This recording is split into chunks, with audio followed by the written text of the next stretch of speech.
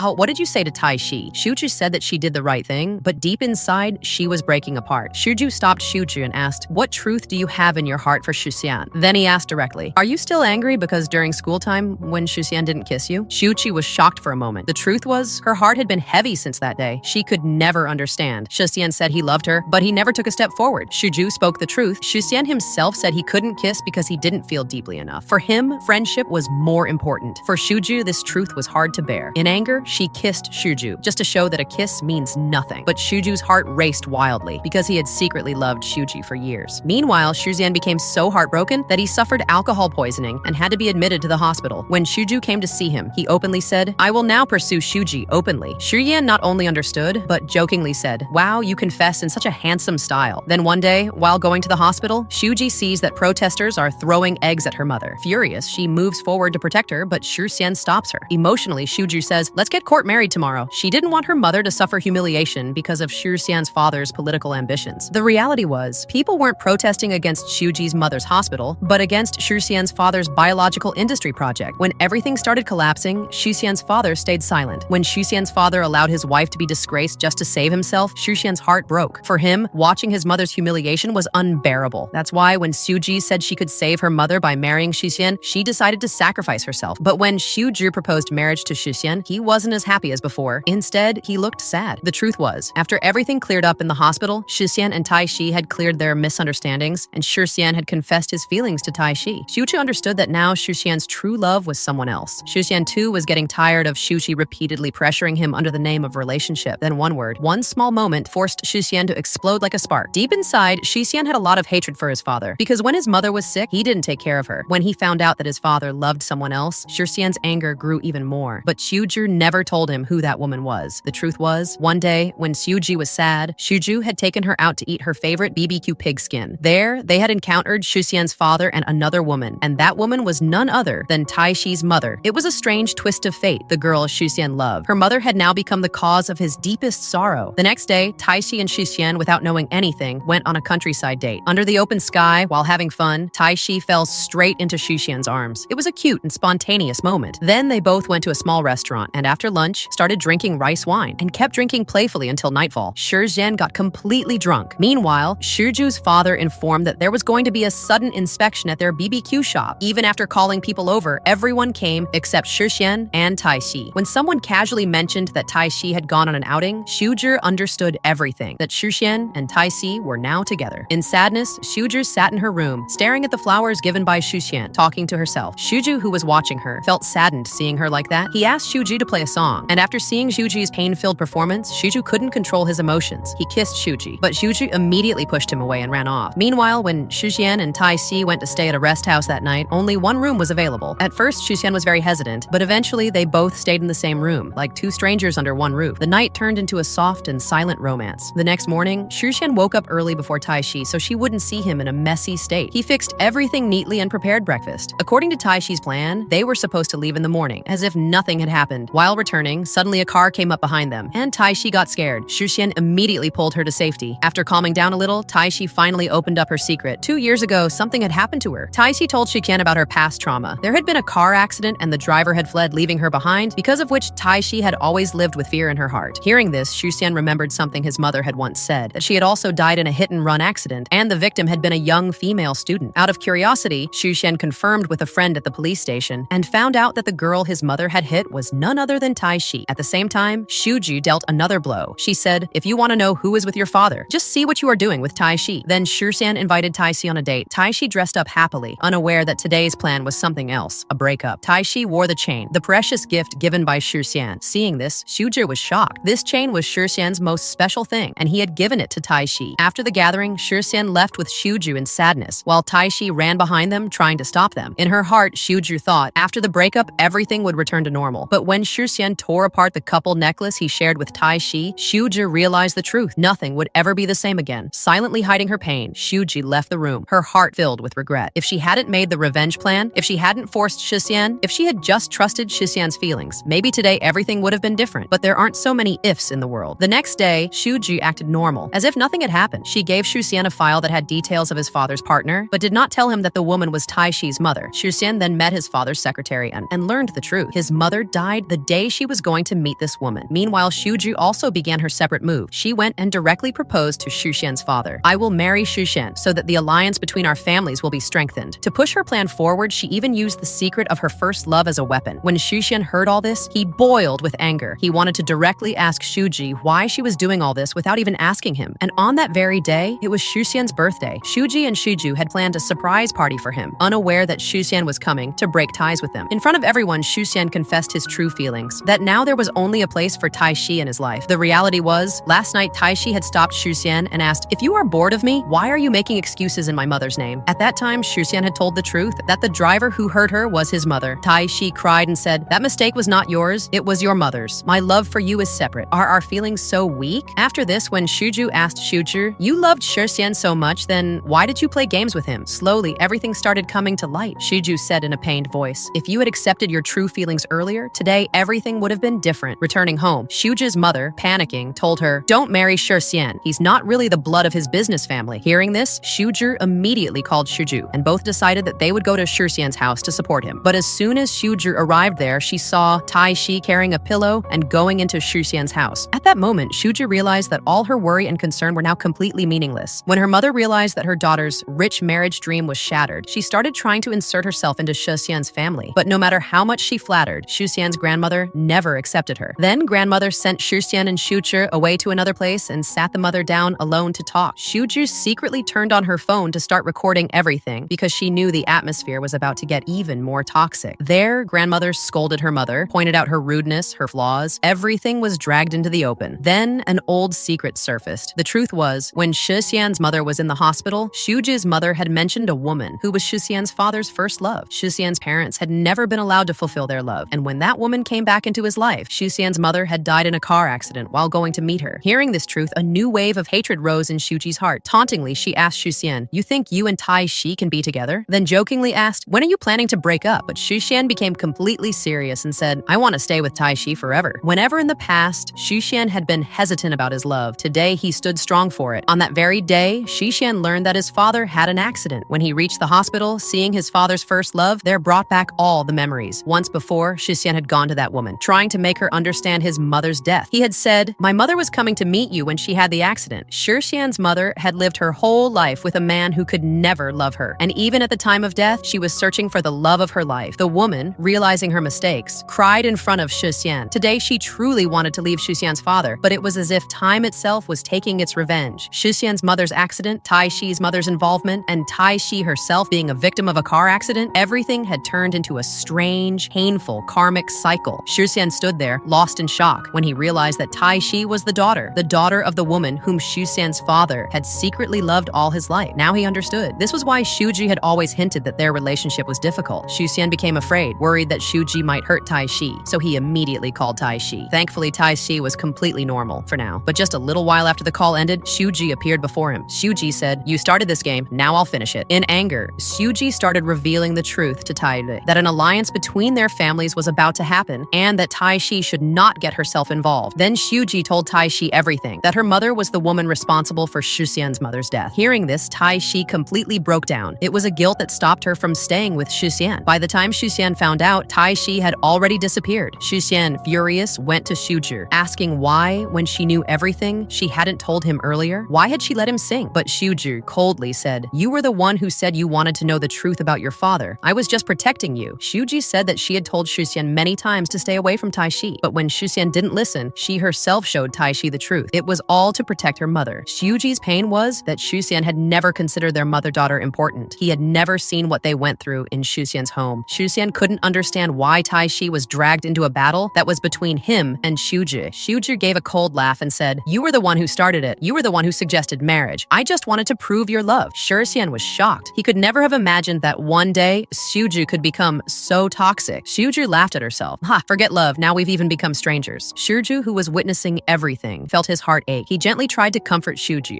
and for the first time, expressed his own feelings. Shuju, who at one time had started loving Shuxian more than anything, now realized that in her greed, she was about to lose her dearest friend too. Even after separating Taiishi and Shuxian, Shuji's heart wasn't happy. She only remembered Taiishi's tearful face. When Taiishi had said, "You look so sad," Shuju gathered the crying Shuju into his arms, letting her release her pain. The next morning, Shuju went to find Shuxian. Now his anger was directed at Shuxian. Shuju said angrily, "You never made it clear that you only thought of Shuju as a friend. You just kept her tangled up." In the end, the one most hurt was Shuji, losing everything in her pure love. When Shuji reached home, she saw her always composed mother was now broken, almost collapsing. Frightened, Shuju asked her mother what had happened, but her mother stayed silent. At that moment, Shuju understood. It must be something related to Taiishi. While holding her mother, a new vow rose in Shuji's heart. "I will take revenge on Taiishi." And then, when Shuju saw Taiishi in the parking lot, all her anger exploded at once. In the parking lot, when Shuju tried to unleash her anger in front of Taiishi, Taiishi stood calmly in front of her. She told Shuji, "If you want to understand something, go and ask your mother." Just then, Shuxian came running at full speed without asking anything and stood directly in front of Taiishi, as if protecting her. This unseen and hatred-filled gaze from Shizen pierced Shuji's heart like a knife. In anger and pain, losing all her senses, Shuji pressed the accelerator of her car and charged towards Taiishi and Shizen. But in the end, at the very last second, she hit the brakes. When she came back to her senses, Shuji realized the impact of her madness. Shizen was furious, but Taiishi stopped him, and the two of them left, leaving behind Shuxian's hateful gaze, completely shattering Shuju. Crying, Shuji called Shuja, and Shuju immediately ran to her side. Fortunately, Shuju hadn't done anything wrong. Now Shuju was just like a broken doll, speaking only words filled with sadness and restlessness. Shuju stayed silently with her the entire night. Staying awake all night, Shuju asked, "Now only the two of us are left. Aren't you afraid of loneliness?" In Shuju's mind flashed the old scene, when he had accidentally seen Shuxian and Shuju close to each other. The next morning, when Shuju reached home, she saw Shuxian talking to her mother. Shuxian now knew the whole truth. It was revealed that when Shuxian's mother was in the hospital, Shuju's mother, Waqian, who was also her doctor, had provoked her to go meet his father's old love. And on that very day, the accident happened. Hearing this truth, Shuji's heart broke all over again. Now she knew that her own mother had indirectly caused Shuxian's mother's death and also Taiishi's accident. At the same time, Shuxian learned another side of the truth from his grandmother, that he was indeed his father's real son. The DNA day report he had was something his mother had ordered in anger. At night, Shuja, along with Shuju, planned to drink alcohol, but Shuju made a bold decision. He called Taiishi to their secret base and revealed the whole truth. Taiishi was in shock when she found out that everything, even Shizen's love, had been part of a revenge game. When Shizen came running, he saw only broken trust in Taiishi's eyes. No matter how much Shizen tried to explain or apologize, everything was in vain. The truth, which he could never say himself, had today been exposed to the world by his closest friend, Shuju. In anger, Shizen punched Shuju hard, but when he went to throw a second punch, he stopped himself. Shizen took out all his anger on a photo frame, a photo of the three of them, once full of friendship, now with nothing left. The next morning, Shuju told Shuju everything. Shuju understood. Now in Shizen's heart, there was only anger and hatred left for her, and she didn't want that the bond between Shizen and Shuju, who were once like brothers, should also break now. Shuju searched for Shizen, but Shizen lay there with his eyes closed as if asleep. He was ignoring her. Shuju had once thought such a day might come, but when she actually heard it from Shizen's own mouth, her heart completely shattered. At that moment, Xiao Shuai found out everything about Shizen and Taiishi. Seeing his first love in pain, Xiao Shuai's anger exploded. He decided to take revenge. Xiao Shuai arranged for people to beat up Shizen and recorded the whole scene on video. When Taiishi saw the video without thinking, she immediately rushed to the site. Xiao Shuai thought that Taiishi would thank him, but instead, Taiishi scolded him. Shizen, in anger, wanted to push Xiao Shuai, but instead, he himself fell. Xiao Shuai picked up a ball stick and struck Shizen with full force. Taiishi tried to put herself between them to protect Shizen, but Shizen didn't let her get hurt and took the hit himself. After a heavy blow, Shizen collapsed unconscious. When the ambulance arrived, Shizen's life was in danger. The next morning, Shuji arrived at the hospital. Shizen was lying unconscious. Consumed by guilt and pain, Shuji began to hate herself. All this had happened because of her revenge plan, which destroyed her closest friends. In that guilt, Shuji had slit her wrist. When Shuju saw her bandaged wrists, his heart broke. Shuji was a violinist. She loved her hands. Taking such a big step showed how deep her pain was. Shuju kept blaming himself for not being able to save Shuja. Now, he stayed with her every day, praying that she would heal soon. Meanwhile, Taiishi sat silently by Shizen's bedside at the hospital, reminding him every day of their happy memories. One day, Taiishi accidentally found Shizen's sketchbook, filled only with joyful sketches of Taiishi and Shizen's guilt-filled confession written inside. Tears welled up in Taishi's eyes, and she sincerely prayed for Shizen to wake up soon. On the other side, when Shuju was discharged from the hospital, Shuju was nowhere to be found. Shuju went into the same alley, where memories of both of them were still lingering. And when Taiishi returned to the hospital, she saw doctors were rushing into Shizen's room. Taishi's heart trembled, but when her best friend told her that Shizen had regained consciousness, Taiishi broke down in tears of happiness. Yet she didn't immediately go to meet him. She thought it would be better to meet only when both of them had cleared everything from their hearts. And then time passed. 5 years later, every year on Shizen's birthday, Shuji would light 3 candles and pray for his happiness. Shushu did the same every year. And one day, Taiishi and her mother received flowers sent by Shizen, a new message that Shizen had forgiven everything. Shizen sent poppy flowers for Shuja, her favorite flowers. Along with them, he secretly included Shuju's address, as if opening the path to a new beginning. Now, Taiishi had become a successful architect, and during one project, she and Shizen met again. Meanwhile, Shuju had settled down beautifully in Japan, running a small izakaya pub. But no matter how many girls came into his life, his heart was always stuck with Shuji. Even now, the same violin music played in his shop, the music that Shuji once played. And one day, when he was sitting alone, remembering Shuji, he suddenly saw Shuji standing right in front of him, tears in her eyes, a smile on her face. Shuji ran and hugged Shuju tightly. And like this, after 5 long years, their lost love was reunited. And with this